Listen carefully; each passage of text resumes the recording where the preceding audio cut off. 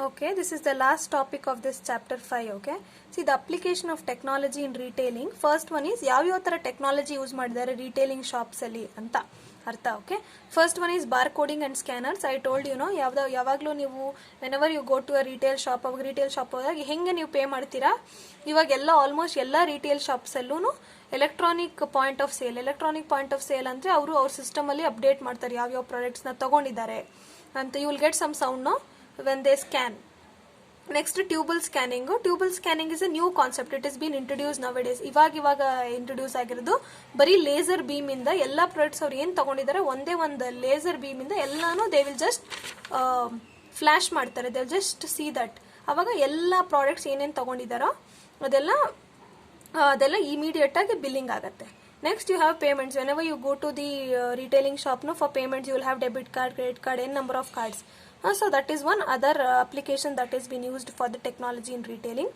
Next one is you have ERP. ERP system andre enterprise resource planning. ಏನಂತಂದ್ರೆ ಇದು enterprise resource planning ಅಂದ್ರೆ it is a software ಆಯ್ತಾ. It is a software where integrated software ಎಲ್ಲ ತರದ information ಎಲ್ಲ record ಆಗಿರುತ್ತೆ. ಇದು ಎಂತಕ್ಕೆ ಯೂಸ್ ಆಗುತ್ತೆ ಅಂತಂದ್ರೆ ಲಾಂಗ್ ತುಂಬಾ ದೊಡ್ಡ ರಿಟೇಲ್ ಸ್ಟೋರ್ ಇರುತ್ತಲ್ಲ, ಚೈನ್ ರಿಟೇಲರ್ಸ್ ಎಲ್ಲದು ಇರುತ್ತಲ್ಲ, ಅದಕ್ಕೆ it is very much useful. They will plan well in advance. ಎಲ್ಲ ಇನ್ಫಾರ್ಮೇಶನ್ ಒಂದೇ ಕಡೆ ಅಂದ್ರೆ it will be displayed in one particular place.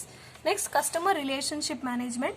Whenever you're talking about customer relationship management, retailing is tumba important, where you have to maintain a very good relationship with customers.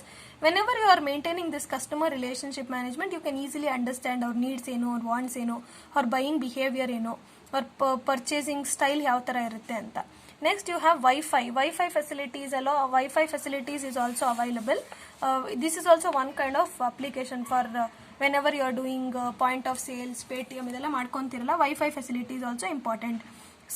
Cell phones ಅಲ್ಲೂ ಅಷ್ಟೇ ಯಾವ ಥರ application technology use ಆಗುತ್ತೆ ಅಂತಂದರೆ, ನಿಮಗೆ metro ಇಷ್ಟು ಗಂಟೆಯಿಂದ ಇಷ್ಟು ಗಂಟೆಗೆ ಓಪನ್, ಇದು ಆಫರ್ಸ್ ಇದೆ, ನಿಮಗೆ ಈ ಕಾರ್ಡ್ ತಗೊಂಡ್ರೆ ಸಿಗುತ್ತೆ ಅಂತ you have heard know. So this is also one different kind of technology that they are using. Next, plasma screen TVs. ಅವಾಗೆಲ್ಲ 70s ಅಲ್ಲೆಲ್ಲ they were displaying on TVs, ಅದು ಬರೀ ಇನ್ಫಾರ್ಮೇಶನ್ ಎಲ್ಲ ಓಕೆ, ಅಂಡ್ ಟಿವಿ ಪ್ರೋಗ್ರಾಮಿಂಗ್ಸ್ ಎಲ್ಲ ಇರ್ತಾ ಇತ್ತು. So that is plasma screen TV. Bidirectional infrared sensors ಅಂದ್ರೆ, see whenever you are entering or exiting the mall, you will get one sound, beep sound ಬರುತ್ತೆ ನೀವು ಒಳಗಡೆ ಹೋಗುವಾಗ ಹೊರಗಡೆ ಬರುವಾಗ ಅದು. So that is known as bidirectional infrared sensors. ಇದರಲ್ಲಿ ಏನು ಹೇಳ್ತಾ ಇದ್ದಾರೆ ಅಂದ್ರೆ, ಯಾವ ತರದ ಇನ್ಫಾರ್ಮೇಶನ್ ಟೆಕ್ನಾಲಜಿ ಅಪ್ಲಿಕೇಶನ್ ಯೂಸ್ ಮಾಡ್ತಾ ಇದ್ದಾರೆ ರಿಟೇಲಿಂಗ್ ಶಾಪ್ಸ್ ಅವರು. ಇದೆಲ್ಲ different types. Next, you have customer database management system. Basically database ಅಂತಂದ್ರೆ ಎಲ್ಲ information, you are collecting the information from the customers, comprehensive. So it refers to collection of comprehensive information about the customers prospectives like demographic profile, ಯಾವ ತರ products ಬೇಕು, services ಬೇಕು, ಯಾವ ತರ customers purchase ಮಾಡ್ತಾರೆ. So ಎಲ್ಲ ಇನ್ಫಾರ್ಮೇಶನ್ ನಿಮ್ಗೆ ಏಂತಕ್ಕೆ ಬೇಕಾಗುತ್ತೆ, ನೀವು ನೆಕ್ಸ್ಟ್ ಪ್ರೊಡಕ್ಷನ್ ಮಾಡೋದಕ್ಕೆ ಯಾವ ತರ ಪ್ರಾಡಕ್ಟ್ಸ್ ಬೇಕು, what type of products you want, like what type of sales it is happening, ಯಾವ ತರ ಜಾಸ್ತಿ ಸೇಲ್ ಆಗ್ತಿದೆ, ಯಾವುದಕ್ಕೆ ನಾವು ತುಂಬಾ ಪ್ರಯಾರಿಟಿ ಕೊಡಬೇಕು, ಯಾವುದಕ್ಕೆ ಕೊಡಬಾರ್ದು, ಯು ಕ್ಯಾನ್ ಈಸಿ ಯಾವ ತರದಕ್ಕೆ ಪ್ರಾಬ್ಲಮ್ ಇರೋದನ್ನ ರಿಸಾಲ್ವ್ ಮಾಡ್ಬೋದು. So this is customer database. ಎಲ್ಲಾನು ಅಷ್ಟೇ, ಡೇಟಾಬೇಸ್ ಅಂದ್ರೆ ಅಷ್ಟೇ, collecting information from the customers. ಇದನ್ನೆಲ್ಲ ಮೇಂಟೈನ್ ಮಾಡಿ ಇಟ್ಕೊಳ್ಳೋದು very important. Internal records, company ರೆಕಾರ್ಡ್ಸ್ಗೋಸ್ಕರ you require. So meaning it is a way in which business keep track of the customer information and survey ಅಲ್ವಾ. ಏನ್ ತಕ್ಕ ಅವ್ರು ಎಲ್ಲ ಇನ್ಫಾರ್ಮೇಶನ್ ಮಾಡ್ಕೊಂತಾರೆ ನೆಕ್ಸ್ಟ್ ಪ್ರೊಡಕ್ಷನ್ ಮಾಡೋದಕ್ಕೆ, ಸೆಲ್ಲಿಂಗ್ ಮಾಡೋದಕ್ಕೆ, ಅವ್ರಿಗೆ ಸೇಲ್ಸ್ ಇದಕ್ಕೆ ಎಲ್ಲದಕ್ಕೂ it is very important. You can easily analyse what is a situation of an organisation, ಯಾವ ತರ ಪ್ರಾಡಕ್ಟ್ಸ್ ನಾನು ಪ್ರೊಡ್ಯೂಸ್ ಮಾಡಬೇಕು, ಯಾವ ತರ ಮಾಡಬಾರ್ದು ಅನ್ನೋದಕ್ಕೋಸ್ಕರ you require this customer database management system. It definition, it is a mechanism in which an organisation or a customer data is collected, managed and analysed. ಆಯ್ತಾ, ನಿಮಗೆ ಎಲ್ಲ ಡೇಟಾ ಒಂದೇ ಕಡೆ ಇದ್ದಾಗ ನೀವು ಕಲೆಕ್ಟ್ ಮಾಡ್ಕೊಂತೀರಾ, ಎಫೆಕ್ಟಿವ್ ಆಗಿ ಮ್ಯಾನೇಜ್ ಮಾಡ್ತೀರಾ, ಅನಲೈಸ್ ಮಾಡ್ತೀರಾ, ಏನೇನ್ ತರ ಪ್ರಾಬ್ಲಮ್ಸ್ ಇದೆ, ಹೆಂಗೆ ನೀವು ರಿಸಾಲ್ವ್ ಮಾಡ್ತೀರಾ customer problems. So it is towards resolving customer requirements and issues. ಏನೇನು ಇಶ್ಯೂಸ್ ಇರುತ್ತೆ, ರಿಕ್ವೈರ್ಮೆಂಟ್ಸ್ ಇರುತ್ತೆ, ಅದನ್ನೆಲ್ಲ ಎನ್ಹಾನ್ಸ್ ಮಾಡ್ತೀರಾ, ಕಸ್ಟಮರ್ಸ್ ನೀಡ್ಸ್ನ satisfaction you will analyse. Next, you have categorising. Categorising ಅಂತಂದ್ರೆ ಏನು, ಕ್ಯಾಟಗರೈಸಿಂಗ್ ಅಂದ್ರೆ ಸೆಗ್ರಿಗೇಟ್ ಮಾಡೋದು, ಯಾವ್ದಕ್ಕೆ ಬೇರೆ ವೆರೈಟೀಸ್, ಮೇಲ್ ಫಿಮೇಲ್ ಆ ತರ. So customer data will be classified and subclassified. Correction is, whenever the data whichever you are collected will be verified for accuracy and consistency. ಅಂದ್ರೆ ನೀವು ಕಲೆಕ್ಟ್ ಮಾಡಿರೋ ಡೇಟಾ, ಡ್ಯೂಪ್ಲಿಕೇಟ್ ಡೇಟಾನೆಲ್ಲ ಕ್ಯಾನ್ಸಲ್ ಮಾಡಿ ಯಾವ್ದು ಬೇಕು ಅದನ್ನ ಮಾತ್ರ you will record those kind of data. Enrichment is incomplete data is collected and completed. Incomplete data ಯಾವ್ದಾವ್ದು ಇದೆಯೋ ಅದನ್ನೆಲ್ಲ ಕಂಪ್ಲೀಟ್ ಮಾಡ್ಕೋಬೇಕು. ಇದೇ CDMS ಅಂತಂದ್ರೆ ಇದು ಕಸ್ಟಮರ್ ಡೇಟಾಬೇಸ್ ಮ್ಯಾನೇಜ್ಮೆಂಟ್. ಕಲೆಕ್ಷನ್ ಅಂದ್ರೆ you are collecting the information, like feedback system, survey, supports etcetera. Organising ಇದನ್ನೆಲ್ಲ ನೀಟಾಗಿ ಆರ್ಗನೈಸ್ ಮಾಡಿ ಎತ್ತಿಡ್ತೀರಾ. Why it is important? For next production it is very much very important. Next you have enterprise resource planning system.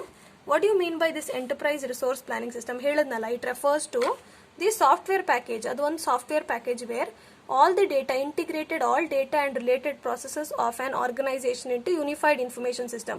ಇವಾಗ ನೋಡಿ ಎಲ್ಲಾನು enterprise resource planning ಅಂತಂದ್ರೆ ಒಂದು software package ಎಲ್ಲ ಆರ್ಗನೈಸೇಷನ್ದು ಎಲ್ಲ ಇಂಟರ್ನಲ್ ರೆಕಾರ್ಡ್ಸ್ ಒಂದೇ ಕಡೆ ಇರುತ್ತೆ. ಏನಕ್ಕೆ ಇದೆಲ್ಲ ತುಂಬಾ ಯೂಸ್ಫುಲ್ ಆಗೋದು ದೊಡ್ಡ ರಿಟೇಲ್ ಚೇಂಜ್ ಇದ್ರೆ.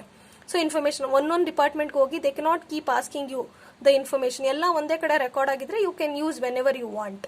So that is what is it uses a single database which allows the different department which communicates with each other through information sharing.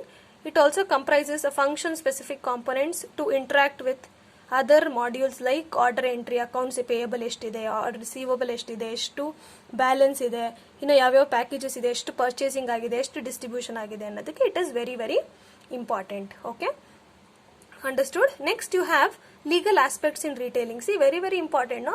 Whenever a retailing shop is doing whenever they are producing different n number of products and giving to the customers, ನಿಮಗೆ first and foremost ಅದು legal ಇರಬೇಕು. Legally government ಅವರು ಅಥಾನಿಕೇಟ್ ಮಾಡಿರಬೇಕು ಆ ಪ್ರಾಡಕ್ಟ್ಸ್ನ ನೀವು cell ಮಾಡೋದಕ್ಕಾಗಲಿ ಏನೇ ಆಗಲಿ.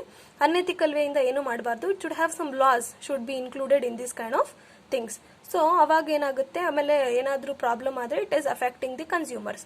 So first and foremost it's protect the retail business from each other. So it will protect the retail business, it will protect the retail business from each other and to protect unhealthy competition ಇಂದ prevent ಮಾಡಬೇಕು.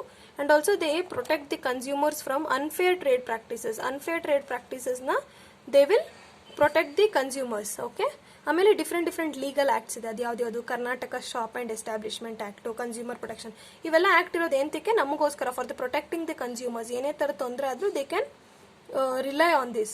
Prevention of Food Adulteration Act, Industrial Dispute Act 1947. Next you have social issues in retailing. What do you mean by the social issues? Which is social issues ಅಂದ್ರೆ for the development of the society.